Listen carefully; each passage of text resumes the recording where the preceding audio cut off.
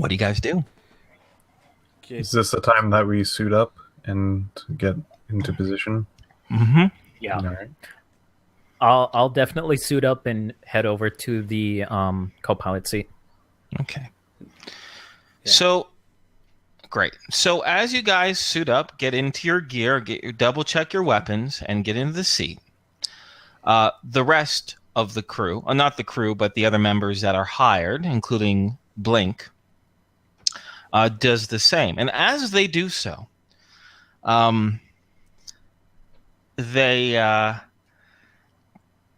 Blink says to everyone as a collective group, the individuals who are meant to attack the pirates, listen, let's quickly talk tactics here, all right? You want my suggestion is this.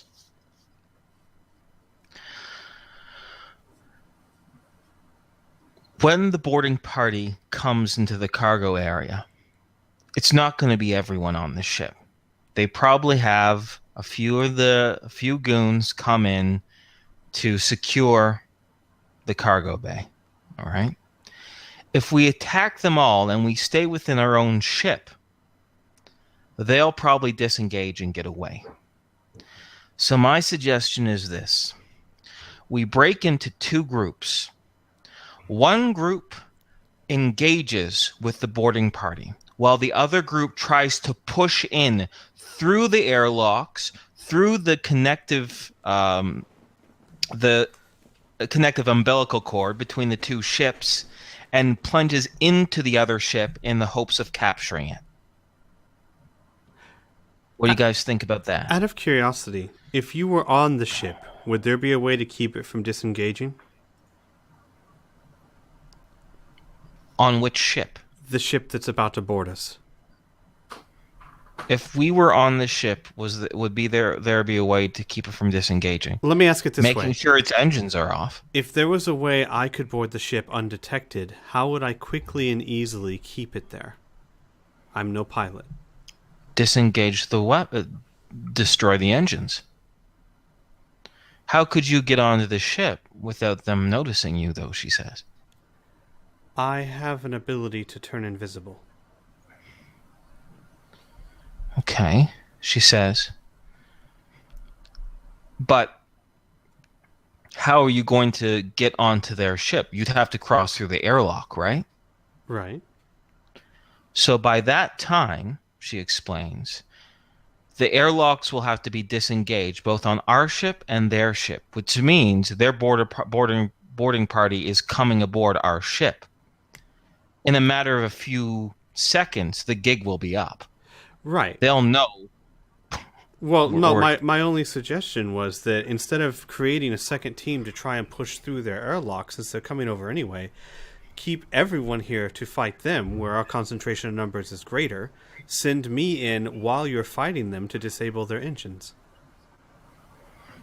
She pauses for a second and she says, it's a decent idea, except what if you can't disengage the engines, and how long is it going to take you?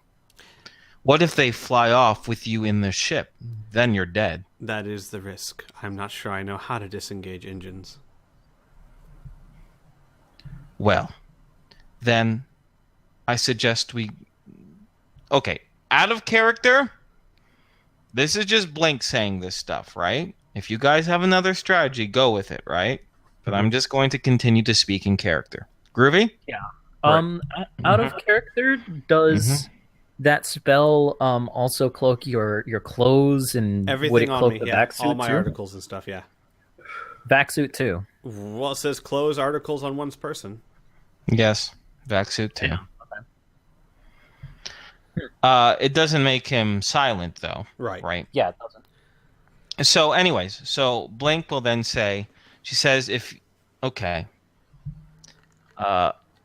despite your invisible ability, which is handy, if you don't know exactly how to shut down the engines and we don't have a time frame, I say we continue on with my plan, right? We engage them and then one force pushes through to try to get to their cockpit as quickly as possible. As soon as there's invaders on their ship, they're screwed. What do you guys think? I think that if we can get past their initial force and get people onto their ship, it's a good idea. Good. So, she says, let's figure out who's going where. And now we're going to slip out of character. And Inferno's going to say, okay, so you guys have a few options, right? You can be with the group that keeps that fights in your own cargo bay, right? The ones who initially engage and distract or hold back the boarding party, right? You guys could be the group that pushes in and tries to take the ship, right? You guys could split between the two. I, as a DM, would really prefer if you were in one group or the other and have everyone else be the other group, only because it makes combat easier. However, if you're dead set in splitting the engagements, some being on one ship and some being on the other, I can deal with it. It will just make combat slower because there's going to be extra enemies in the fray. Okay? Right. So why don't you guys discuss with yourself on which group you guys would like to be in or what seems fun. And this out-of-character discussion can be rationalized with in-character strategy having, right? And once again, this is just Blink's strategy, right? This is just her suggestion. So during your brainstorming, if you come up with another way, everyone's all ears. Okay? Okay. Off the top of my head, the one that I kind of like, personally, is going over to their ship. Yeah, I'm kind of either way. I think that the more important fight is on the original ship, only because if the party on their ship fails in their task and they manage to disengage, okay, great, but we're still alive and we're still okay because we have our own ship. If we lose the fight on our own ship, we're all dead. We're all screwed. Unless we somehow manage to then take over their ship and get away with it. You know what I mean? Yeah. So I think the more important fight's on ours, but I also do kind of like getting on their ship. The only question would be, as players, what would we do once we get there? We don't know how to do anything. We know have how Patrick that knows That's true. a lot of stuff about science and mechanics, and I figure he would understand how to disable a frickin' engine. Well, He would. Okay. If he knows, then I think that's an excellent idea. Because Not only that, but Blink's original plan was to kill the pilot and their crew. If you kill everyone on the other ship, then no one's there to pilot it away. Mm-hmm. Yeah. But if you guys want to be super clever, like that was Blink's original strategy, right? But if you're wondering if you guys can disable engines and shit like that, Oh yeah, definitely. I'm all or we can just go on their ship and kill every motherfucker there. I'm all for. That's another option too.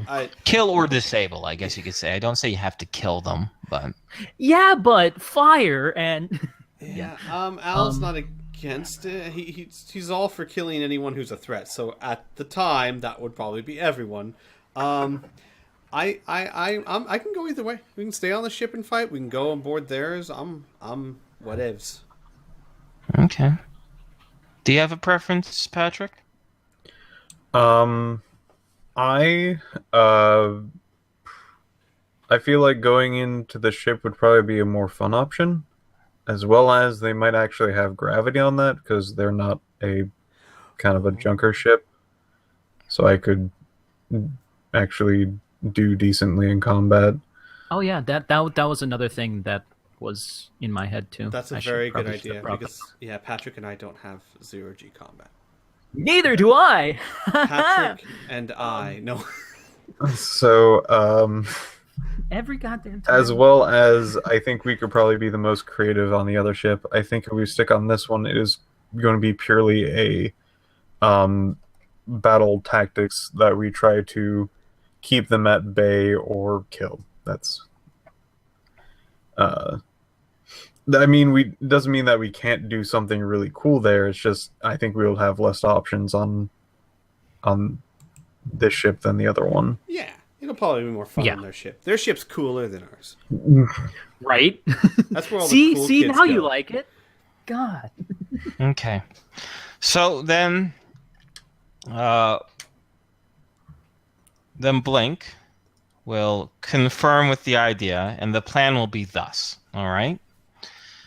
Al, Patrick, Bear, and Tom will hold off on the initial engagement when these pirates first board the ship. Okay? Paragon, Gray, Beast, Blink, and the other 3 members of the crew, Stephen Ward, Leslie Lott, and Lucio, will attack and try to overwhelm the boarding party as quickly as possible. As soon as every member of the boarding party is engaged, the second group, you guys, will push through the airlock, get onto the other ship, and deal with them there. Hit them on 2 fronts. Okay? Mhm. Now,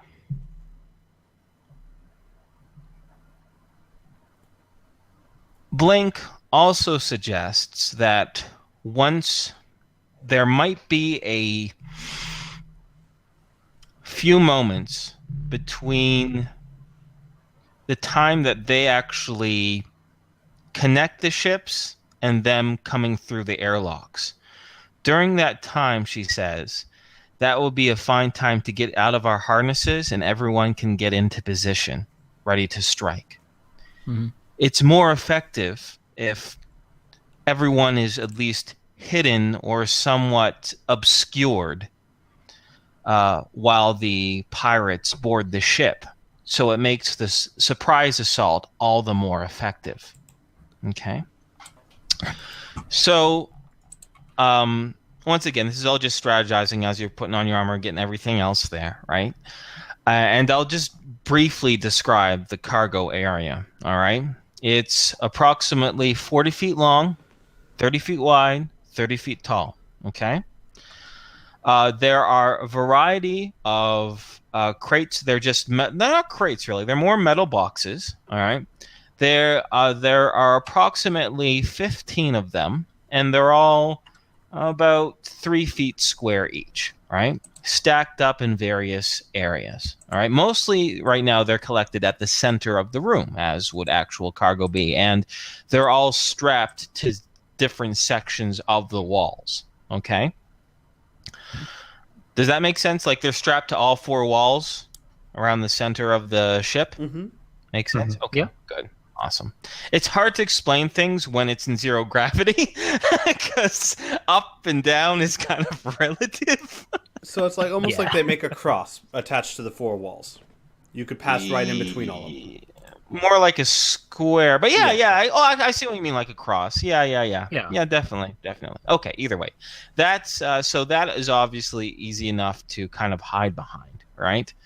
There are also a variety of a few panels and whatnot, but pretty much behind the boxes, Blink says, is probably the best way to go. Anything that breaks line of sight between the airlock and the rest of the cargo bay.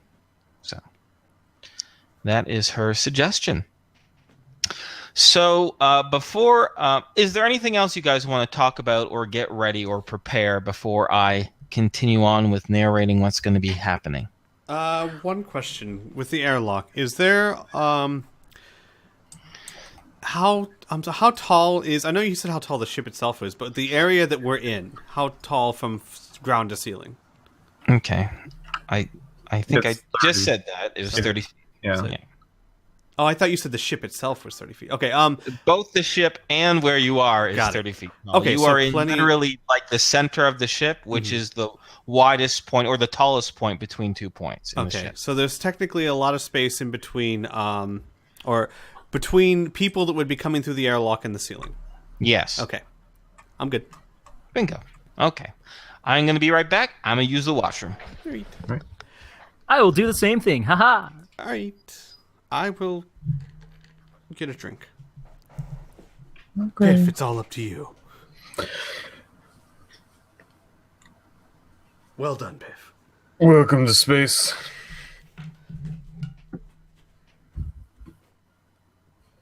The frontier that has been explored many times before. These are the voyages of a group of people who don't know what they're doing.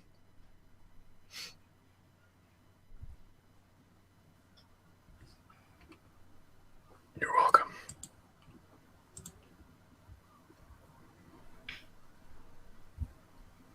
To boldly go to places.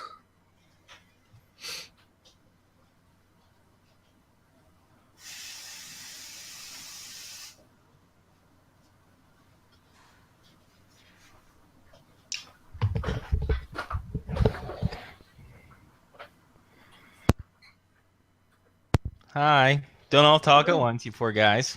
Oh no, it's just me here. Pardon me? Oh, it's just you Just here? me, Oh, okay. yeah. You don't talk to yourself, Piff? I was talking to the chat. Oh, that's a nice. little bit. Yeah. That's nice. You need to call your dad? I do. God, that was fun. What was? Calling your dad? Yeah. The 3 galaxy thing. Oh. I'm currently spilling over my hide myself magic. Okay. Trying to figure out exactly what kind of details I'm working with. Gotcha. I haven't been able to use my magics. I did time that one time, which You sure did. is interesting. Yeah.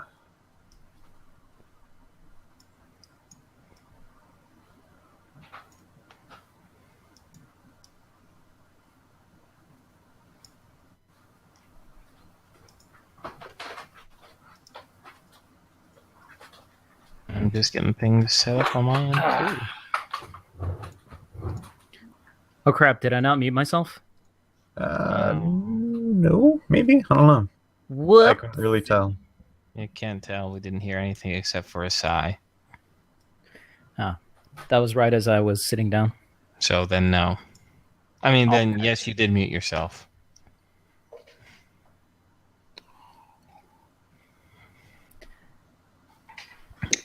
So you said that this is Mhm. our 5-year mission of people that didn't know what we were doing, Piff? Hmm? I think that was very accurate. Oh, you were listening in on the things I was saying. Wireless Nice. headset. Although it was so long ago that I can't really remember. Yeah. Yeah. Where's Squee? God damn. Not here. He's dead. Okay. He's dead. No, he's either taking a bathroom break or getting water or whatever. Something like that.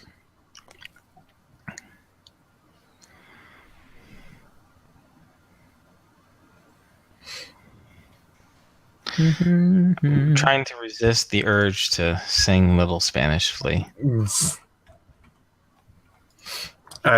It is a great struggle, I can assume. It is. For me, it is.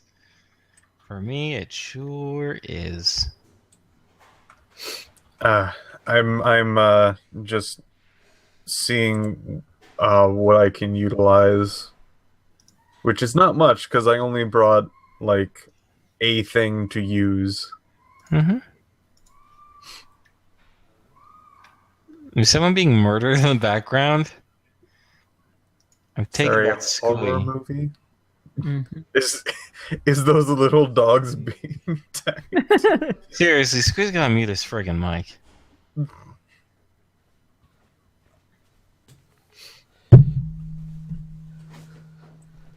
So were you murdering someone, Squee? No, why? Because we can hear screams in the background. You gotta mute your mic, dude. No. I forgot to mute my mic. No, that was a Higyun. We went outside real quick to look at the moon, and I was like, I gotta go back. And she was like, Yeah, well, we heard that part. Yeah. I mean, if you want to take a moment to look at the moon, that's fine, guys. well, we did. I can't see it from where I am. Oh. It's still light out. Well, it's and overcast. it's almost over now. Like it's already like coming back into view. Oh, gotcha. Damn Gotcha. it. Okay, So which we're means I gonna gotta continue cast this ritual quickly. then. Nice. Ah.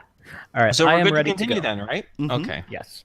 The plan is to blitz them and go on their ship and do stuff. Yeah. Yes. Like Go on there. football. Oh, actually, I was gonna say, guys, my plan was while you hide behind the crates, I was gonna do the nifty invisible thing, and basically hide up above them, above the airlock, and then kind of wait till they pass us, or pass me. Okay.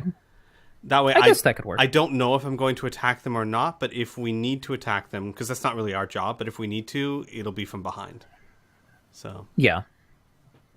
I have a question, Inferno, just to make sure. Bear has 2 vibro swords, right? Yep. Okay, good. Also, quick question on these flash space grenades. They don't work, I'm assuming, with Evo suits and things like that. They're more like neural grenades. Did you read the description of them? Yes. The thing. So you can. I'm sorry. Mm-hmm.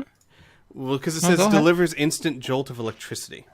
Yes. Now it says will not damage exterior castings or structures. I was wondering if that means EVA suits, because that terminology. That is a little means unfamiliar that to me. means space. Yeah, no, that means it won't hurt like ships and stuff like that. But I'll also say if you have a fully sealed EVA suit, it will not affect that either. Got it. Okay, thank you. No problem. Any other questions? Nope. I think I'm good. Yeah, I think we're good to do this. Awesome. Okay, let's do this. So, you all get in your armor. You all check your weapons. You all get into the harnesses. The harnesses that have, for lack of a better word, a cooling system to mask your heat signature.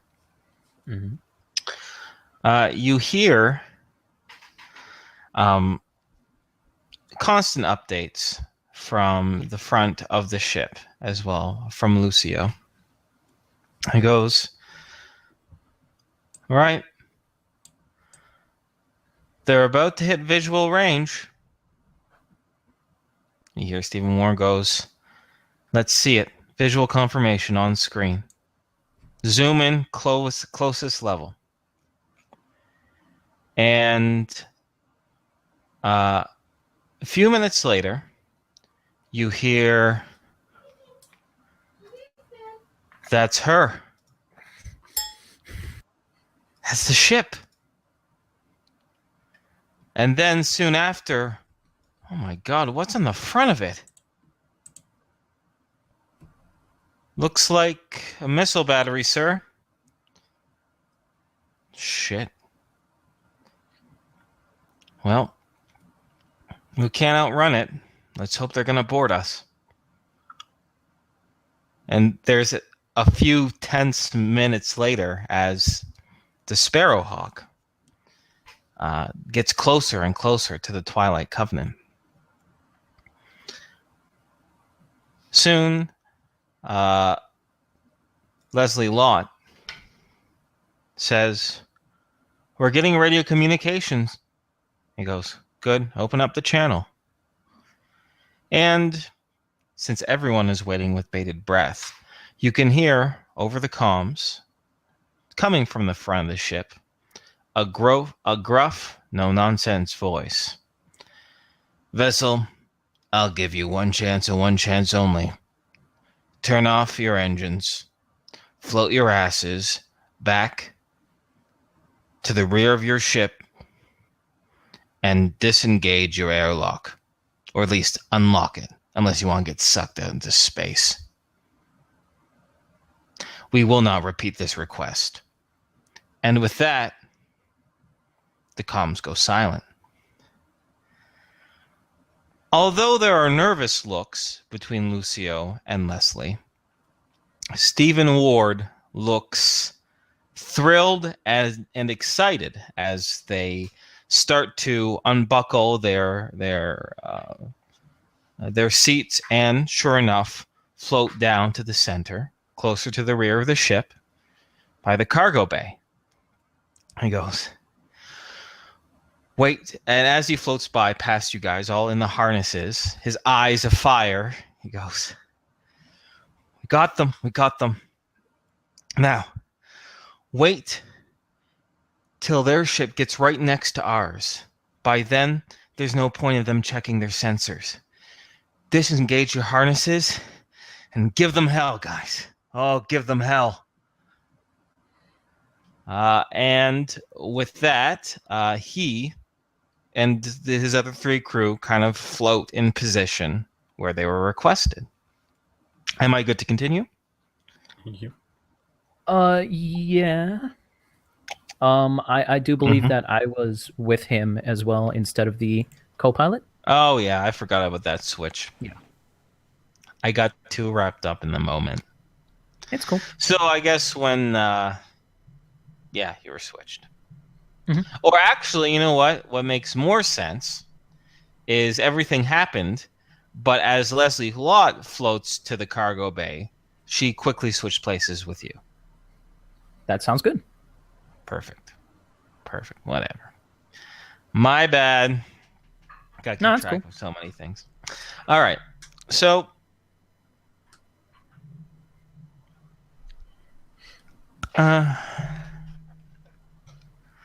unfortunately, there are no windows, so you guys can't actually see what happens. But about 10 minutes later, you hear above you, what is that noise? Was someone hitting their mic? No, I don't think so. Mm-hmm. Oh god, I'm having a stroke, I guess. Okay. I'm losing my mind.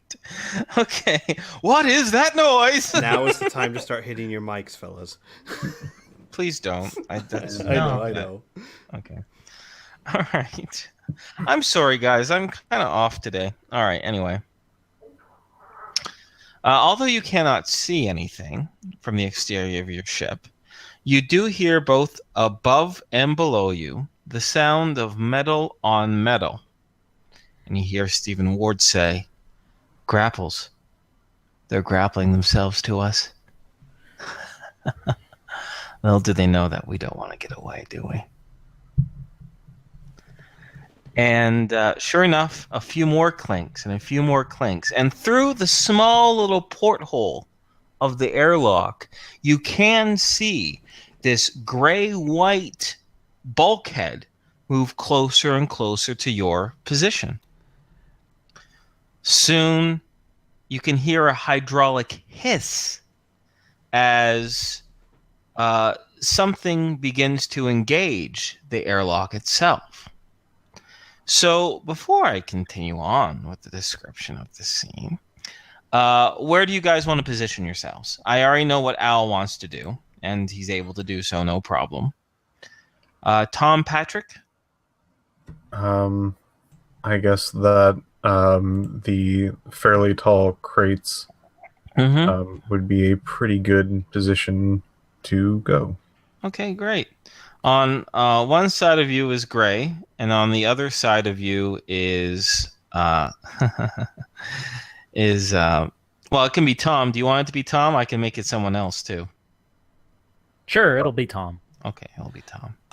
Then we'll be Paragon. I was going to say 2 things. Before I float off, I would say to Blink kind of quietly, keep an eye on your friend there. Sometimes being too eager can be just as bad as not eager enough. So just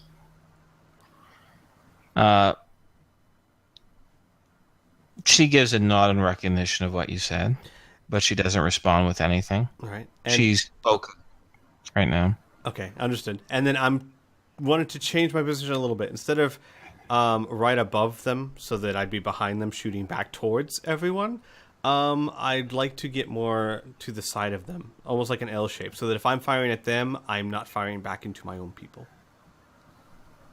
Gotcha. I know what you're talking about. We're good. Okay. Anything else?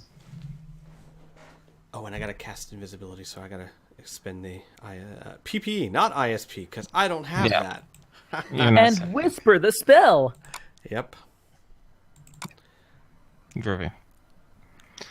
So, anything else? Anything else anyone wants to say? Because I'm going to just continue narrating, if that's okay. Continue. All right, Yeah, we're great. Continue. Continue swimming naked. Continue. Sorry, Simpsons quote, because I'm an idiot. All right. So you see through the small, tiny viewport of the airlock itself, attached to the cargo bay, a white bulkhead getting closer and closer. You hear a hydraulic hiss as you can see it seems to be some sort of black tarp-like material float towards the airlock itself and then seemingly harden, oddly enough. And you hear in the distance beyond the hull another hydraulic hiss. And you can hear through the closed airlock itself, very, very quiet, but muffled kind of laughter and kind of crude speech. And sure enough, the airlock on your side disengages. The bar is lifted. The door is pushed towards you. And at first, sorry, as I also look it through, some individuals start pouring into the cargo bay. Okay. These individuals are all in vac suits, all shiny and polished. Very, very similar to your own, although these ones have looked like they've seen a little bit of wear and tear. Some of them look like they've been patched up a few times before. They're all humanoid, the individuals who are currently spilling into the cargo bay. They, many of them, all of them have pistols in one hand, and a few of them have vibroblades in either on their person or in their hands as well. Okay. The three individuals seem to be of average height and weight, from at least what you can tell from the EVA suits. Okay. Although one of them seems a little bit taller than the others. One of them is a little bit shorter. He's only about 5 feet tall, but you can even see through the visor, the helmet, that this individual is completely furred in this wispy blonde fur as well, just covering his face like a fuzzball in a way. Okay.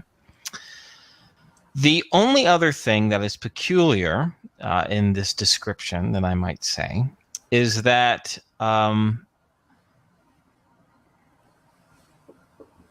one of them, the main one, the one who first enters the ship, his EVA suit seems a little different in a way. It's still burnished, it's still completely whole, but it seems custom made. The specifically the joints seem a lot more flexible, like it's made of a different material, almost like it's segmented in a way. Feminine voice rings out as these individuals begin to board the ship, and she says, "Okay, just stay where you are, and no one will have to get hurt." That kind of gives a bit of a laugh. And I'm like, everyone roll me a D100, please. Ooh, good job, Patrick.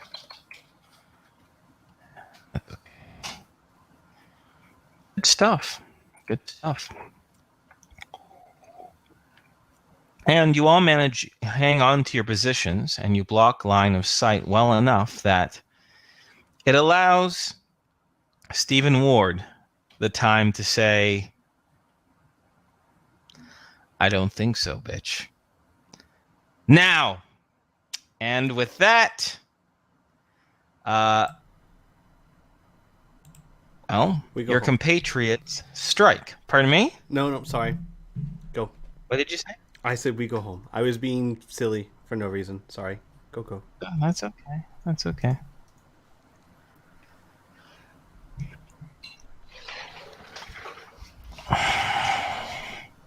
Just trying to think how I want to do this.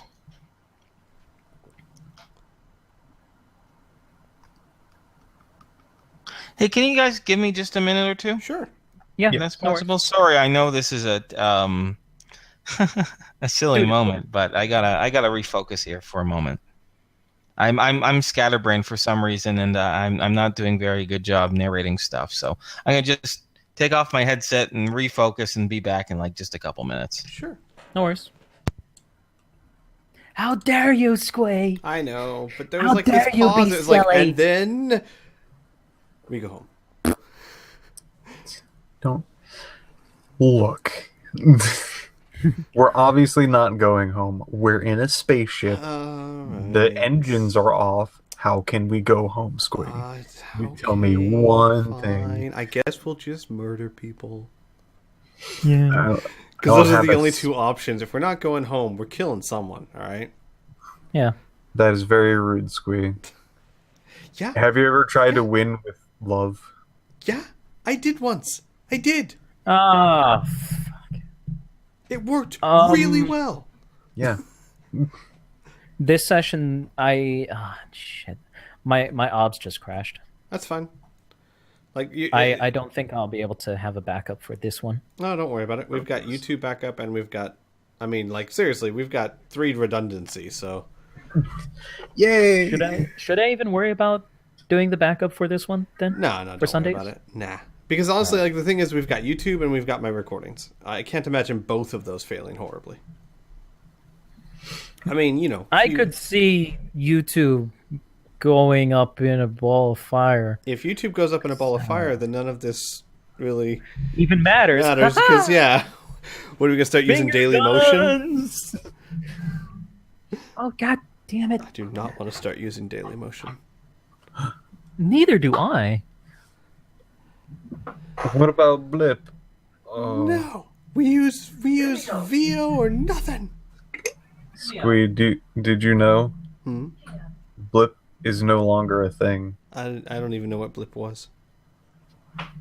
It was a video service, Oh. like YouTube, and it has recently gone down. I think even in the last month. What happened to it? It just kind of, the people are like, yeah, we're shutting it down. Why would they do that? We don't make the cash. Might be legal reasons, might just be that they got bought out, and I don't know the specifics. Shame on them. That sound like quitters to me. Yeah. Yeah, but their entire service went down, which stunk because that was the service to go to for like reviewers of music and movies, because they could actually show music and movies without that whole penalty thing happening. Oh, that Yeah, might be why without they the stopped. copyright. Yeah. Yeah. Because if they got big enough and they didn't have that copyright thing, well... Well, these were also reviewers. Like, Right, no, I'm not saying that they did anything wrong. Obviously fair use, but would the movie people see it that way? Probably I not. gosh darn hope so, because they're actually quite famous freaking reviewers. The They thing, don't give yeah, no, Well, the thing is, here's the we've thing, seen here's and the thing. experienced that the law tends to favor the people who lay the claim. Well, Which sucks. Yeah, it's also like every time that you see if you were to do a Nintendo game and put a YouTube video up, Yeah. Oh no, Nintendo's going to take it straight up. Blip said no to freaking Let's Plays. They didn't want anything to do with Let's Plays. Wow. Yeah. That's Review- they're fine with showing clips of movies, Yes. but not Let's Plays. That's I mean again, they're not doing anything wrong, but wow, that's at least Yeah. Let's Plays are a gray area. The law They're favors the okay rich. with. They actually, it's hard to really. It was hard to get into Blip and have like partnership with them and have all of these perks that have this, as well as they only allowed reviews of games, that showed music and stuff from games, but they said absolutely no to Let's Plays. Huh. Maybe it's just some Weird. guy who really hated Let's Plays. Maybe.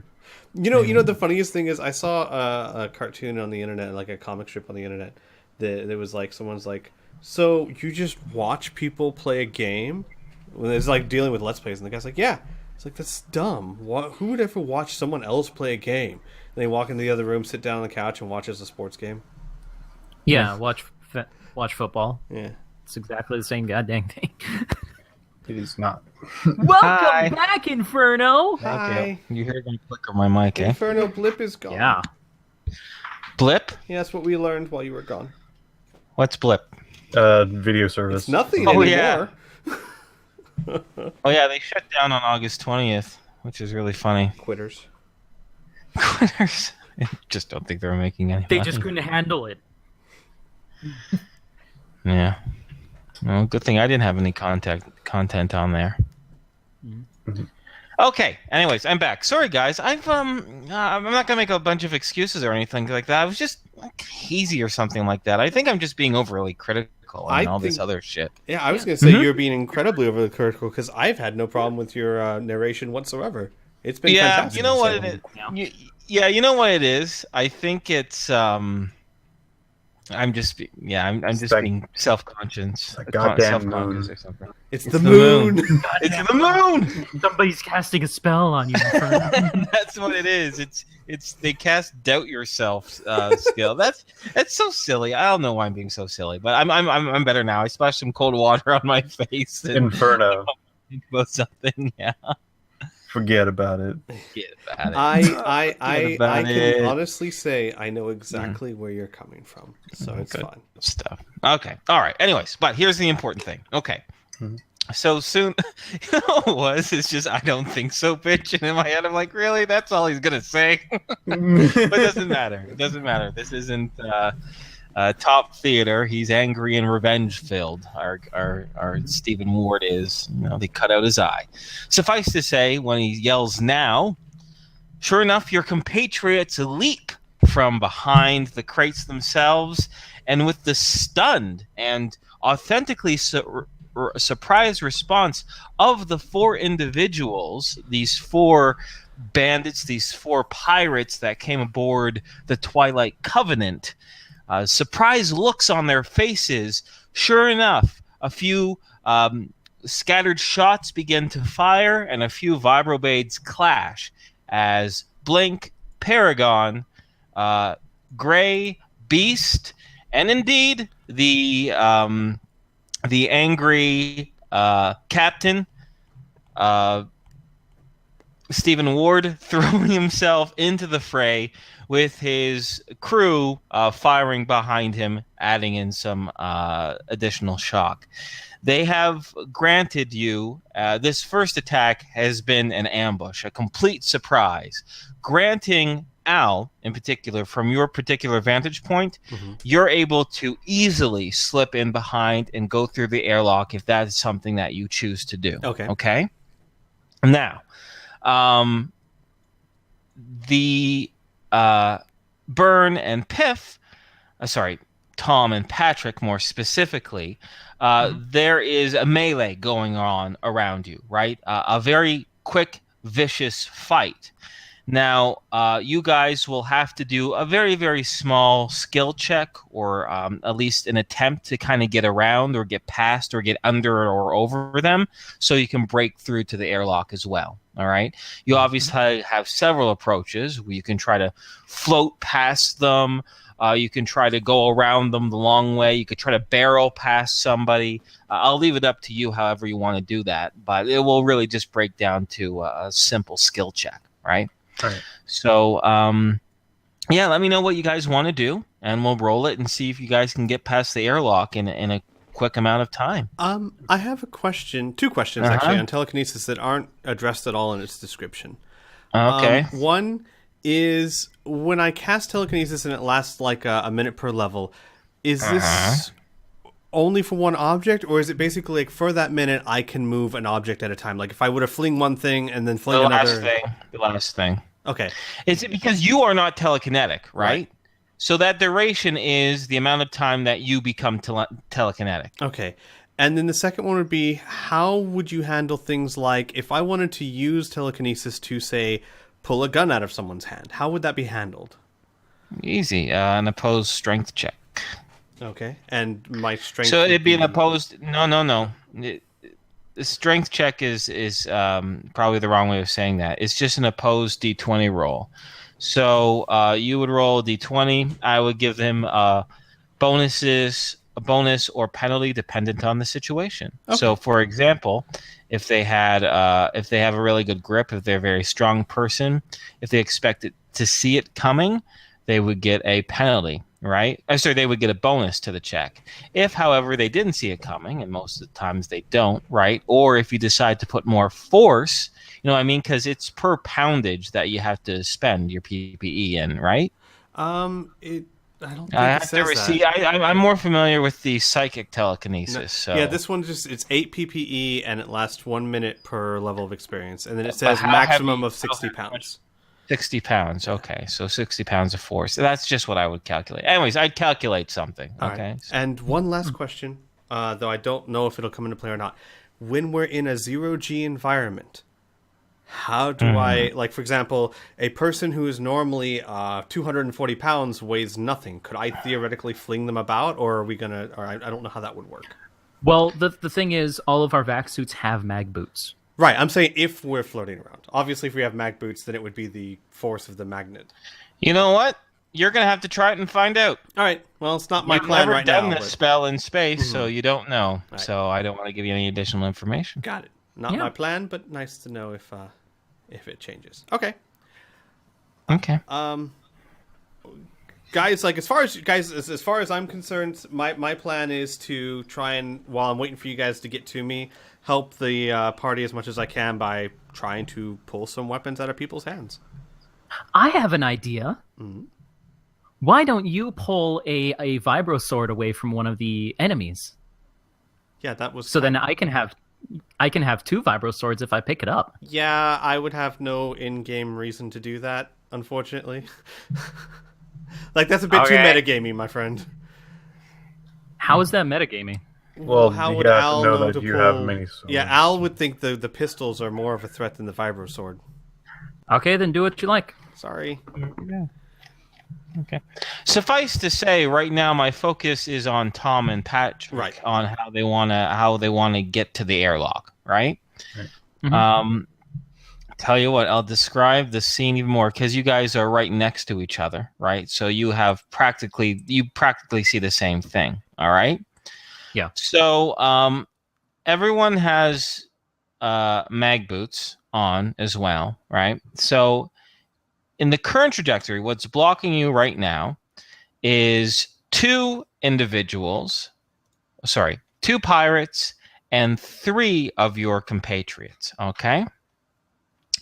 1 pirate is using a vibroblade, and 1 pirate is using, it seems to be a pistol, but it seems to be explosive rounds the way they're detonating into the air, okay?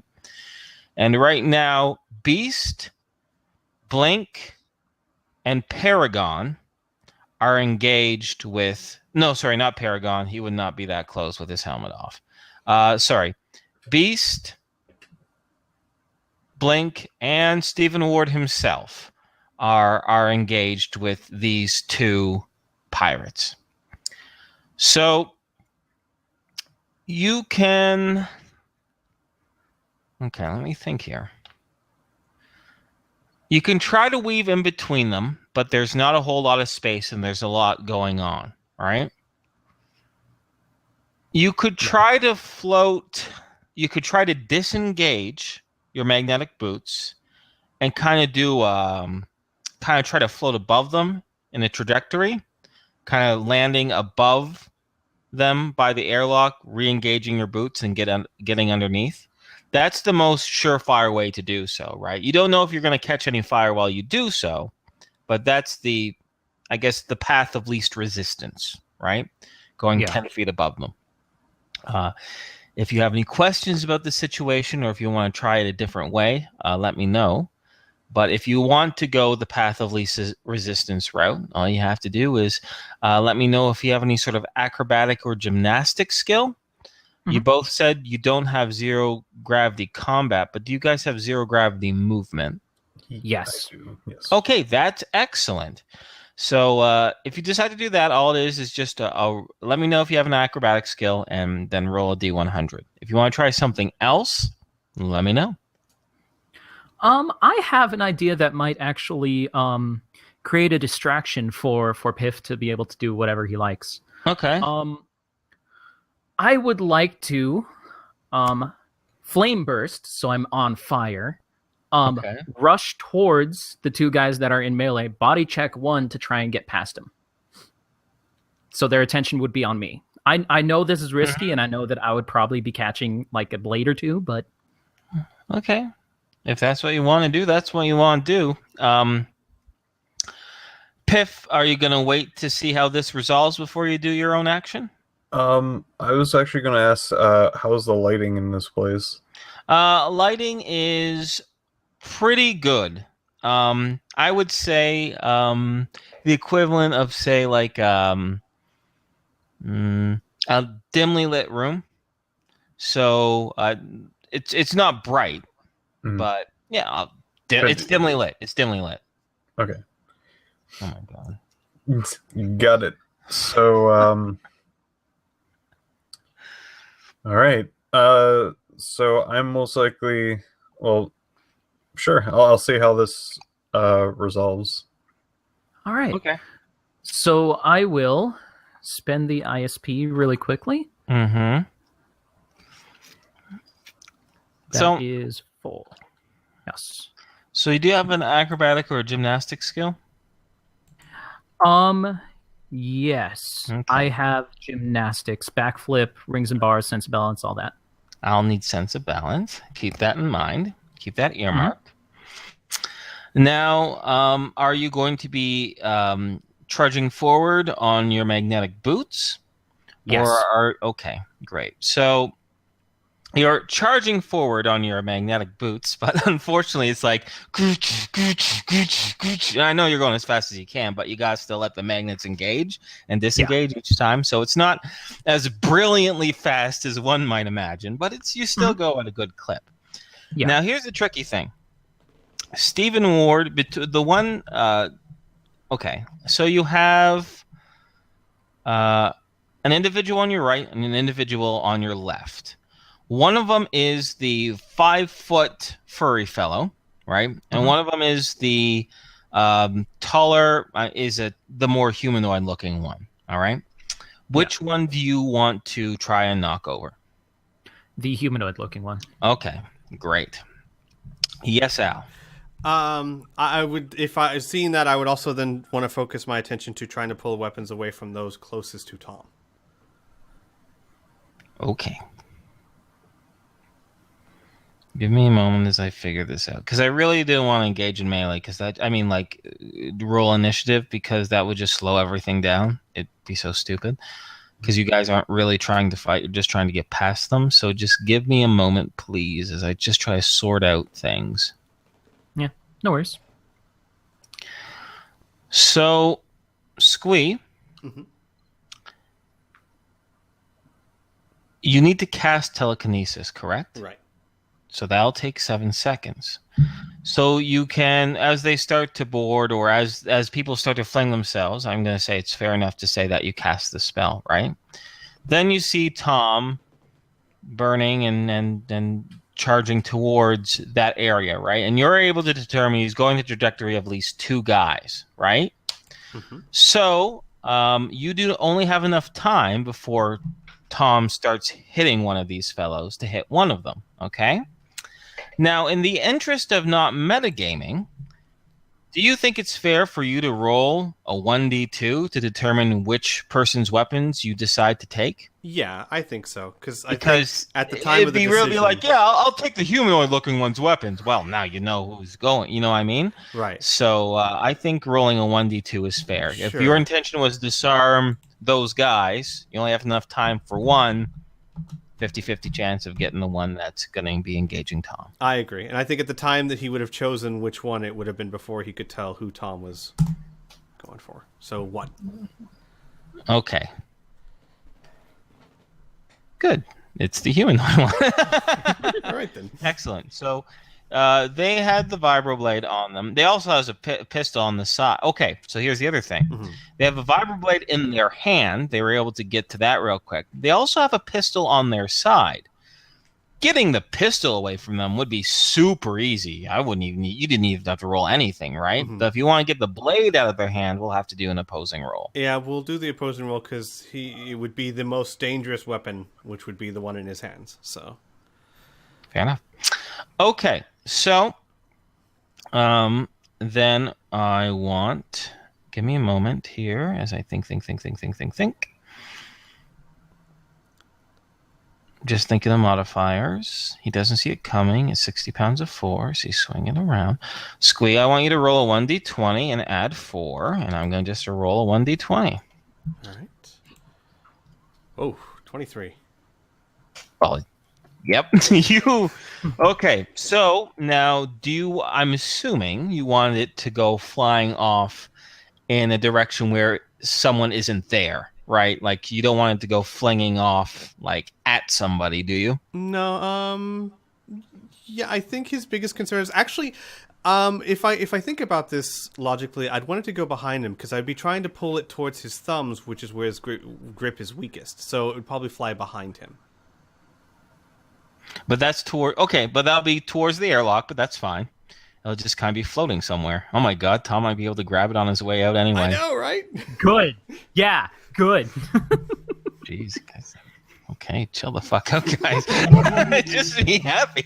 All right, so yeah, so it flies behind him, right? Like what will happen? I'll say narratively speaking, as he goes to slash at Blink, we'll say, all right, he brings his arm up to swing it, and sure enough, whoop! It gets flung out of his hand right behind him as it starts floating and spinning into the air towards the airlock entrance. Now let's resolve the end of what Tom is going to do, right? Mm-hmm. So Tom, you're charging towards this person. Now, he was engaged with Blink and Stephen Ward. Now, I would like you to roll me a D100, please. Actually, no. I would like you to roll me a 1d20 and add your 2 strike bonus instead. Oh, okay. Sweet. This is more accurate. Sorry, the D100 wasn't a bad idea, but this is going to be more of an attack than really a skill. That makes sense?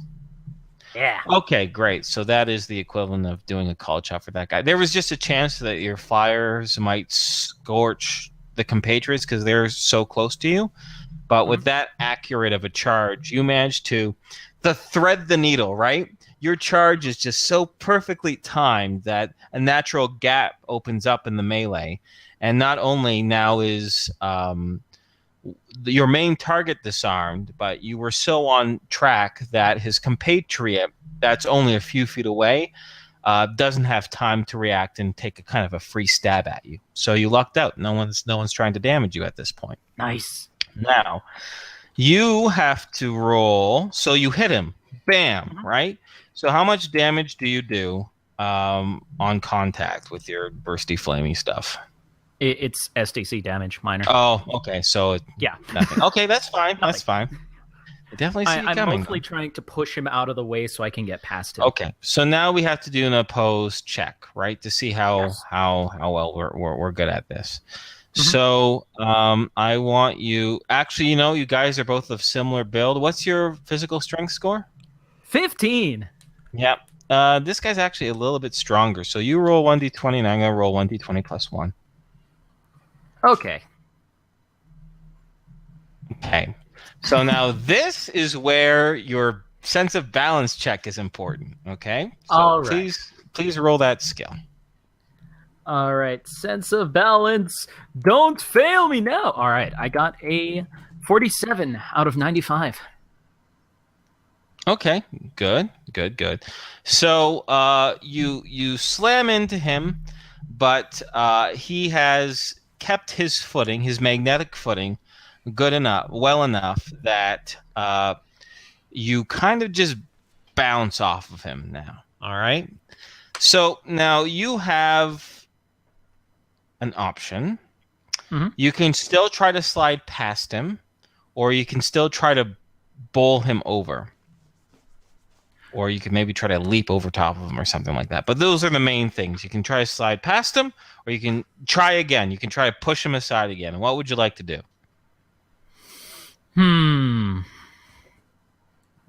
Stuff it. Let's push him. Yeah. Same check. Boom. Same result. Wow. I did it.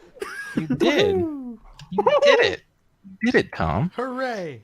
Whoa, man. I did it. And he fails his sense of balance check. So not only do you get past him, but you cause him to fall towards the ground. Well, you knock him aside quite a bit. See, this is the funny thing. You don't really fall to the ground because there's no gravity. But what he does is like you just kind of like really lean, like he's off balance, right? Mhm. So you knock him off balance, we'll say. But you're able to get past. Okay, Patrick, you've been able to see all of this happen. What do you want to do? Okay. Oh boy. It looks like Tom is being very distracting, so Yes? Patrick will get himself through the opening that Tom has just made. Not immediately, of course. That's what he's going to try to do. Okay, so you're going to try to just sneak, well, not sneak through, but kind of run past that gap that he's made. Yes. Okay, great. This, because of how well Tom did, I'm going to have you roll a D100, and before that happens, there'll be just enough time as you start to gear up to get past for Al to have enough time to do another action.